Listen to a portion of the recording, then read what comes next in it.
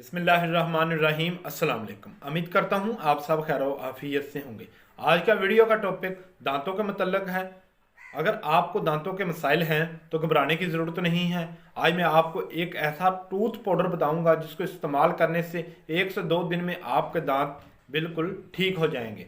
अगर आपके दांतों में किसी किस्म के कोई निशान आता है, सिगरेट के निशान आते हैं या पान के निशान आते हैं, अगर आपके दांतों में पीलापन है, बहुत ज़्यादा पीलापन है, किसी दवा या किसी टूथपेस्ट से ख़त्म नहीं हो रहा, तो इस नुस्खे से इंशाल्लाह आपका पीलापन भी ख़त्म हो जाएगा।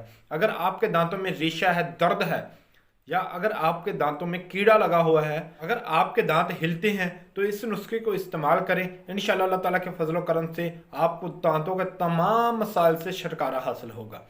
नुस्खा नोट फरमा लें। इसके लिए जो आपने चीज़ें लेनी है वो है अंग्रेज़ी चाक 1 तोला, फटकड़ी तवे पर बुनी हुई 1 तोला और काफूर 3 माशी।